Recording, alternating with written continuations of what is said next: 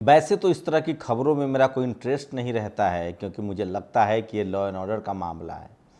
लेकिन सोचिए कि इस देश में राजनीतिक फ़ायदे के लिए मंदिर मस्जिद कराया जाता है।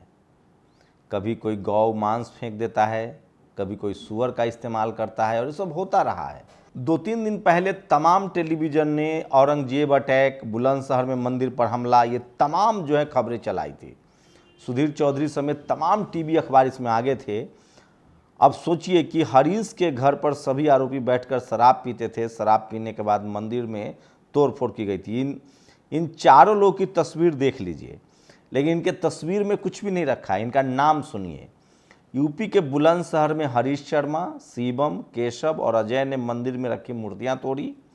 पुलिस ने आज इन्हें गिरफ्तार कर जेल भेज दिया। ये खबर जैसे गिद्धों के पास आई तो उन्हें सांप सूंघ गया, क्योंकि इसमें नफरत नहीं है।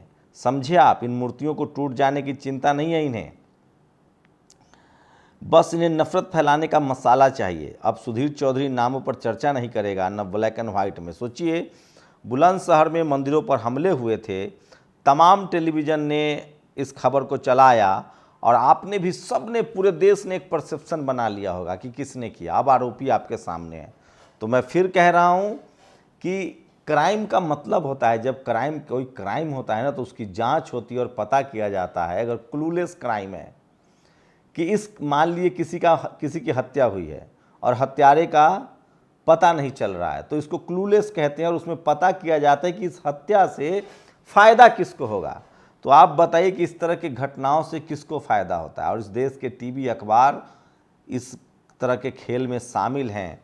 तो आप समझिए कि किस तरह से लगातार इस देश में धर्म के नाम पर नफरत बोया जा रहा है, और जाति के नाम पर तो 2000 सालों से नफरत फैलाया हुआ है। लेकिन दिक्कत यह है कि जो इस देश में धर्म के नाम पर जो शोषित वंचित हैं, जाति के नाम पर जो शोषित वंचित हैं, उनकी भागीदारी न मीडिया में है, न जुडिशरी में है, न कॉलेज यूनिवर्सिटी में है, न ब्यूरोक्रेसी में है। और सबसे ज़्यादा जब तक मीडिया में इनकी भागीदारी नहीं होगी, तब तक सोचिए कि किसी भी कीमत पर ये लोग इस तरह की हिंसा नहीं रुक पाएगी। 60 के दशक में अमेरिका में यही होता था। व्हाइट लोग ही टीवी में थे, अखबार में थे, ब्लैकों की हत्याएं होती थी, और ब्लैक को ही जिम्मेदार ठहरा दिया जाता था, जो आज चल रहा है टीवी अखबार के दम पर। और न जाने कांग्रेस को क्या हो गया। सोचिए किस तरह से मध्य प्रदेश कांग्रेस जो है वो बजरंग दल को शामिल करवा रही है। कर्नाटक में कह रहे थे बजरंग दल को बैन करेंगे। तो इसलिए तमाम जो लोग हैं वो लिख रहे हैं कि राइट ही लेफ्ट है, लेफ्ट ही राइट है। तो सोचिए, कांग्रेस का कुछ नहीं हो सकता है। तो अगर आपको लगता है कांग्रेस के लिए धर्म की राजनीति सबसे पुरानी रही है, बीजेपी तो इस खेल में बच्चा है, वो तो एक्सपोज हो चुकी है, पकड़ा चुकी है। कांग्रेस तो मारती भी है और पता भी नहीं चलने देती है। मान्यवर साहब इसको ग्रीन ग्रास में ग्रीन स्नैक कहा करते थे।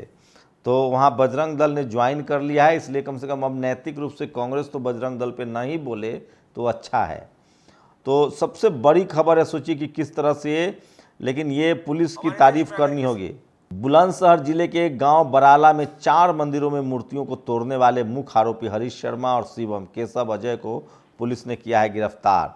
तो सोचिए, सुधीर चौधरी लगातार इस तरह की खबरें बता रहे थे। अब उनसे पूछा जा रहा है कि क्या आप इस पर बोलेंगे। तो मैं फिर कह रहा हूं कि आप एक आम नागरिक बनिए, एक भारत के नागरिक बनिए। आपको धर्म, जाति, इन सब से उठकर रेशनल तरीके से देश की तरक्की के लिए सोचना होगा। जो आपको दिखता है, जो टीवी अखबार में, फिर कह रहा हूँ, भारत की बर्बादी की सबसे असली वजह है तो वो टीवी और अखबार है, जहाँ डाइवर्सिटी नहीं है, जहाँ चेक एंड बैलेंस नहीं है, जहाँ जाति विशेष और धर्म विशेष के लोगों का कब्जा है और वो लोगों को बलगलाते हैं। मैल्कम ने इसीलिए कहा था कि टीवी और अखबार में वो ताकत है, मीडिया में वो ताकत है जो दोषी को निर्दोष और निर्दोष को दोषी साबित कर दे। और इस देश की विडंबना है कि यहाँ के 90% लोगों का रिप्रेजेंटेशन, भागीदारी टीवी अखबार में नहीं है। अब बात कनाडा की। कनाडा में 700 छात्रों के साथ फ्रॉड हुआ है, और सोचिए कि उनका पूरा कैरियर दांव पर लग गया है। अब उनको देश से निकाल दिया जाएगा, और जिस शख्स ने सारा खेल किया है उस शख्स का नाम है ब्रजेश मिश्रा।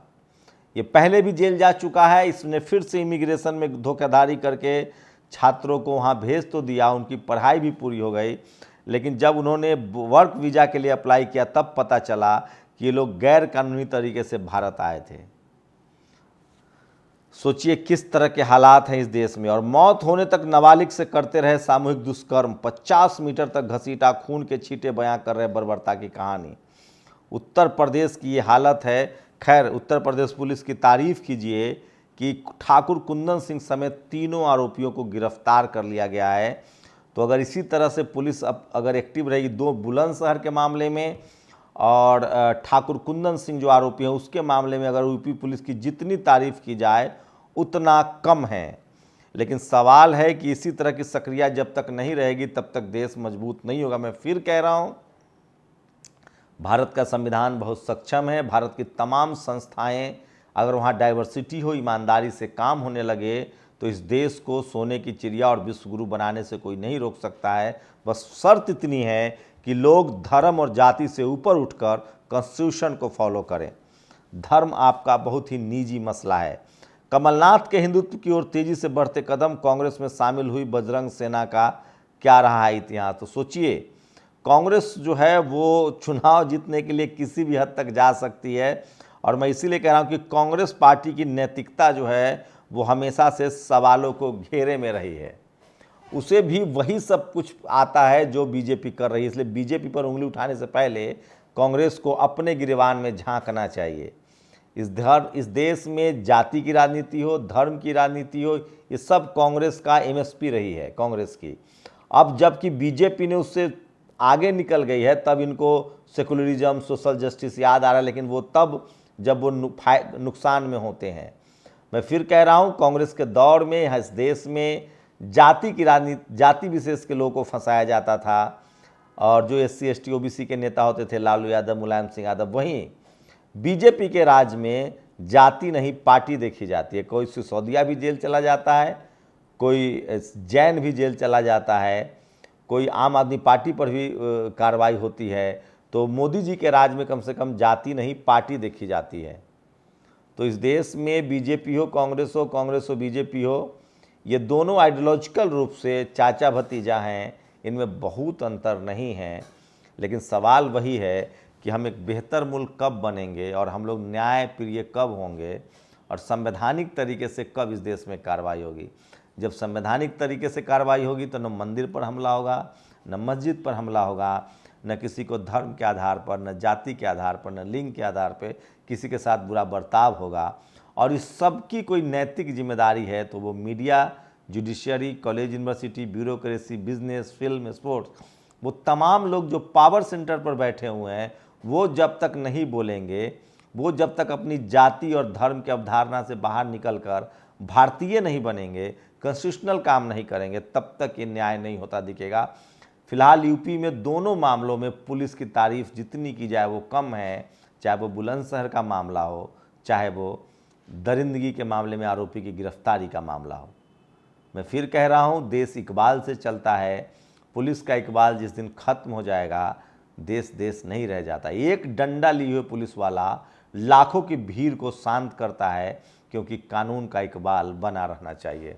भारत का पुलिस व्यवस्था, पुलिसिया सिस्टम जिस दिन राजनीतिक दबाव से निकलकर, जाति और धर्म से निकलकर संवैधानिक रूप से इसी तरह से जैसे काम हुआ है, चाहे वो बुलंदशहर में हो, चाहे वो जो गैंगरेप का मामला था उसमें हो, तो मैं फिर कह रहा हूँ, दरिंदे, भ्रष्टाचारी सब चुप हो जाएंगे अगर पुलिस ने नैतिकता से, ईमानदारी से इसी तरह से काम चालू रखा। दोनों तरह जगह पुलिस की तारीफ करनी पड़ेगी कि इस हिंदू मुस्लिम के इस एजेंडे को फेल किया है और एक पार्टी विशेष के नेता को भी गिरफ्तार किया है।